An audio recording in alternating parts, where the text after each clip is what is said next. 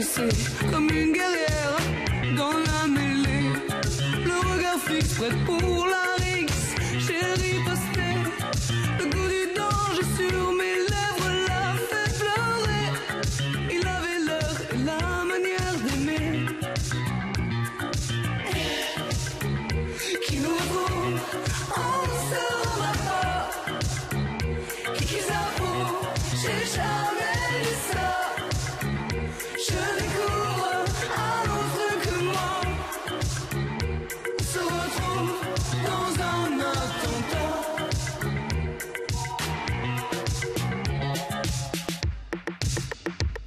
Toute allée de travers chantait mon Bonsoir Nicolas. Bonsoir Marion. Et il s'agit bien sûr de la chanteuse française Fishback et non pas Fishback, comme je l'ai dit malencontreusement.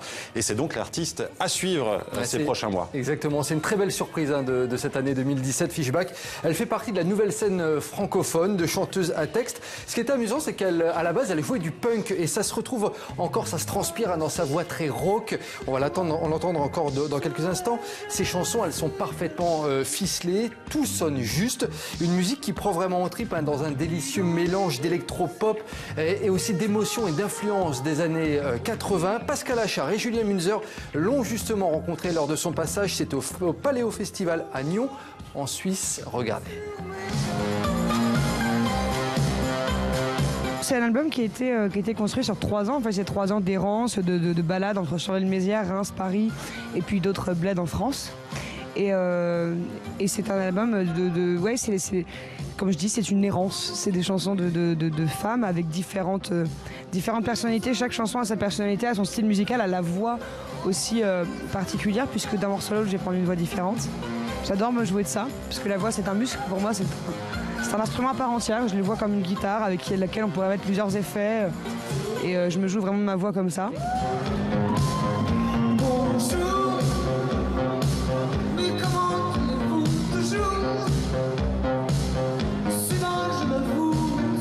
En fait, la génération de gens qui sont comme moi, qui produisons tout ça dans notre chambre, en fait, on n'a pas des grands moyens au début.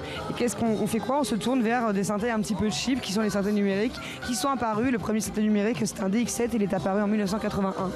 Et donc, on utilise ces outils-là, et c'est pour ça que ça sonne peut-être un peu 80, mais moi, j'ai jamais cherché à singer ça, même si j'en écoute beaucoup, de la musique des années 80, il n'y a pas de problème. Mais c'est assez récent, d'ailleurs, c'est assez récent que je me mette à écouter de la musique en français. Ça fait seulement 4-5 ans que j'en écoute. Avant, j'écoutais pas de musique en français, j'écoutais pas de chansons. Ça m'a pas marqué du tout. J'ai jamais cherché à reproduire quoi que ce soit. Moi, j'espère faire un truc moderne. Je pense que les paroles, elles parlent de choses qui sont complètement actuelles. Je l'espère.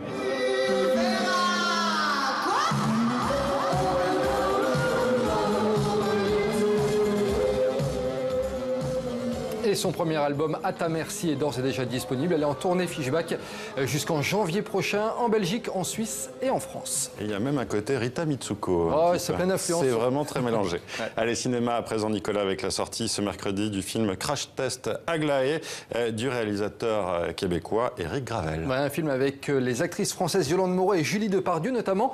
L'histoire commence par la délocalisation d'une usine en Inde et contre toute attente, 3 salariés décident de tenter l'aventure sous le regard, on peut le dire, stupéfait de la direction. Une comédie sociale sur les délocalisations. Donc, on voit cela, justement, dans ce sujet, signé Alexandre Herbert et Mathieu Régnier. Là, c'est moi. Je m'appelle Aglaé. Aglaé, une jeune famille mature et tête de mule. Son métier, tester des voitures en cas d'accident.